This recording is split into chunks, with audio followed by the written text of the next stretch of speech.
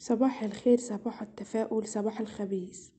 النهاردة يوم مش عادي، النهاردة يوم خبيث. بنخبز ايه؟ بنخبز رقاق. اول ما صحينا بدري عجلنا الرقاق وبنخبزه. بصوا، الحاجة اللينة في البيت بركة، والبيت ما يحلاش الا لما يكون فيه خبيز وحاجة لينة في تلاجتك. وممكن عملنا الرقاق ده على القناة على البوتاجاز، مش لازم فرن غاز. عملناه على البوتاجاز. انا حبيت اوريكم بنخبزه ازاي في الفرن الغاز، وعملته قبل كده على البوتاجاز. شوفوا التفاصيل والتكاية. ان احنا عملنا العجينة، والعجينة شرحها كلها على القناة في فيديو قبل كده. وديت شوفوا بنفرد اهوت، بنعملها بنعملها نص بطة كده صغيرة، ونركنهم عشان يرفعوا، ونعمل تاني. وبعدين في الاخر بنفردها ونحطها على اللوح، ونحط في الفرن الغاز. بسم الله ما شاء الله. دي في واحدة محروقة بعيدة اهي. دي كانت اول تجربة بنشوف الفرن سخن ولا لا. لقيناه سخن وطينا شوية. بسم الله ما شاء الله تبارك الله. الحاجة اللينة يا جماعة في البيت بركة. ما عندكيش فرن غاز، اعملها على البوتاجاز. اي نعم الدقيق والحاجة غالية، بس ما تستغنيش عن الحاجة اللينة في بيتك. ده طلعنا كده كنا بنخبز على السطوح. هوريكم الروتين اليوم النهاردة ايه، بس طبعا على قد ما اقدر عملت الفيديو مدته صغيرة. قلنا بسم الله الرحمن الرحيم وخبزنا الرقاق اهو. بصوا، بفضل ورا لحد ما اكبرها تبقى مدورة كبيرة كده، زي الصينية المدورة كده كبيرة.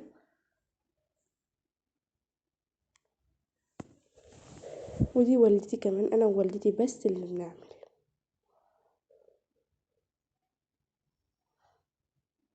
بنقعد نلف مع الرقاقة ازاي يمين وشمال ازاي عشان تطلع مدورة في الاخر.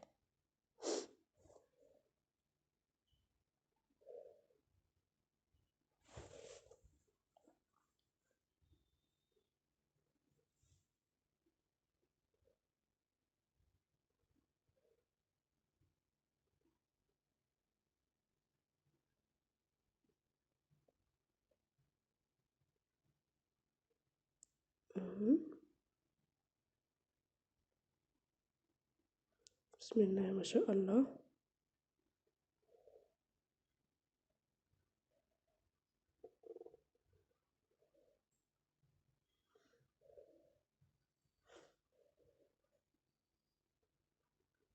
كبرتها وهجيب دلوقتي اللوحة اهو. ده المزراق، ده المزراق. حط عليه رقاقة كده لما تكبر اهو. ووالدتي هتحطها قدام الفرن، هتدخلها في الفرن. شفتوا يا تكات يا حركات. وبعدين نزلت بقى على المطبخ، كنت مروقة قبل ما اطلع بس كان فاضل البوتاجاز. قلنا هنعمل فرح الحاجة اللينة النهاردة، صينية مسقعة. قلت انضف البوتاجاز الاول بسرعة كده، بسرعة كده. طبعا العيون عايزة تنغسل، بس انا قلت في يوم تاني انا هنضفه كده من بعد يوم خبيث بقى وتعبنا وكده. وانا نعمل ايه فرح الحاجة اللينة دي، نعمل صينية مسقعة اهو. نضفت البوتاجاز كده. ده تنظيف البوتاجاز روتين بصير صريح كده.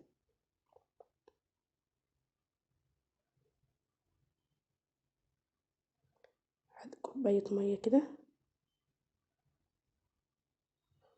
وهحط على صابون، وادعك بقى ايه، وادعك كده. مم.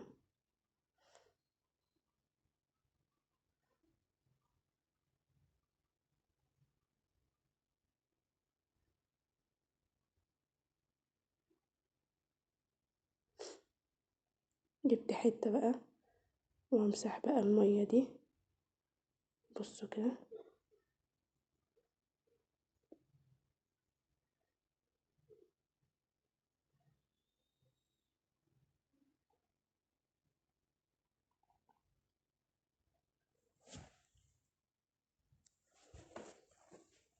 واشطف على الحوض وارجع امسحها تاني. اعمل الحتة، يعني اعمل الحتة دي كذا مرة كده. اشطف الحتة وامسح البوتاجاز لحد ما يطلع نضيف في الاخر. بصوا اهو. وهنعمل المسقعة. وازاي بقى؟ هقول لكم ازاي البتنجان ما يشربش الزيت.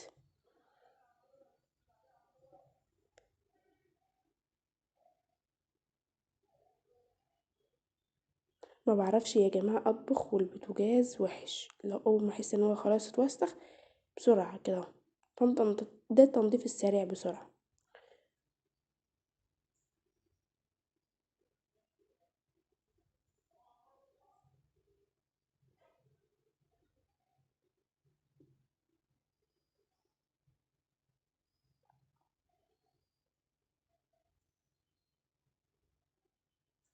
بقى فل ونضيفة.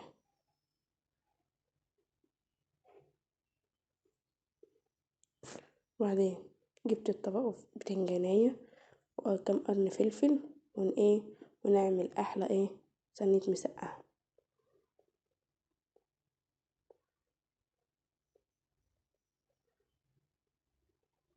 طبعا جنب المسقعة دي بنقلي بطاطس ونعمل بقى تحابيش جبنة حادقة بقى ونظبط التظابيط. بقطعها يا جماعة ولا تخينة ولا رفيعة، وسط كده.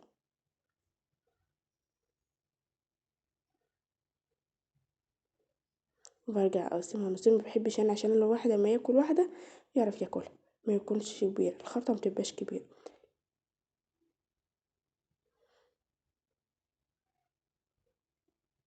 والفلفل اهو نضفته قطعت. بعمل ايه بقى عشان البتنجان ميشربش زيت؟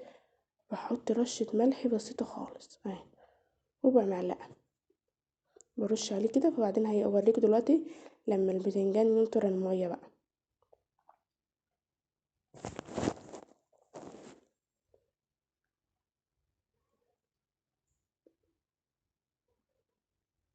بصوا نطر المية ازاي،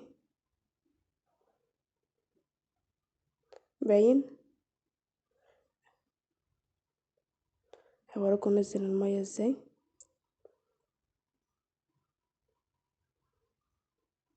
نطر المية، بسيبه بتاع 10 دقايق كده، بعمل اي حاجة جنبه واعمله.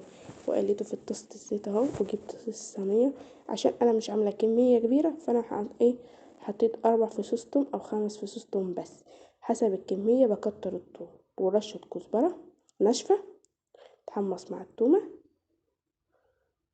وطبعا بحط لها اهي، بقلبها اهي.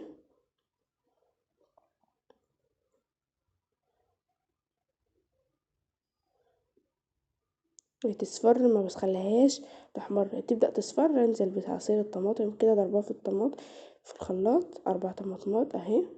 واجي حاطه هنا، كنت حطيت بقى ملح وكمون، وظبطت لها التوابل بتاعتها ملح وكمون بس، محطش اكتر من كده. واجي نازله بقى بالبتنجان،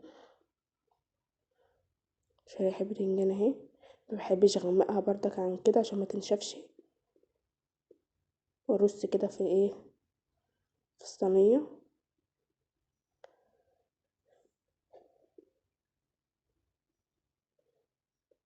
اول ما تغلي كده اجي موطيه عليها بقى النار، واجي مغطياها واسيبها بقى.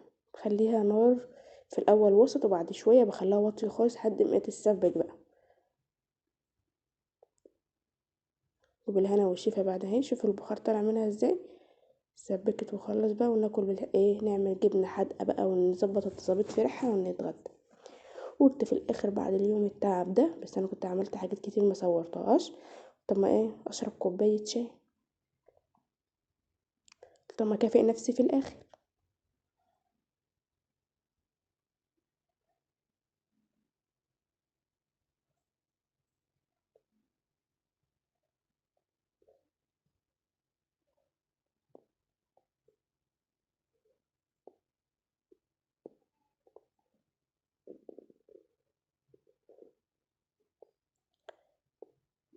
يا جماعة اللي عايزاكم تستفادوا من الفيديو، ان الخبيز بركة، الحاجة اللينة في البيت بركة. واللي يقول لي انا مش قادر، هقول له هاتلك كيلو دقيق واعمله، والخطوات عندك على القناة، واخبزه على البوتاجاز.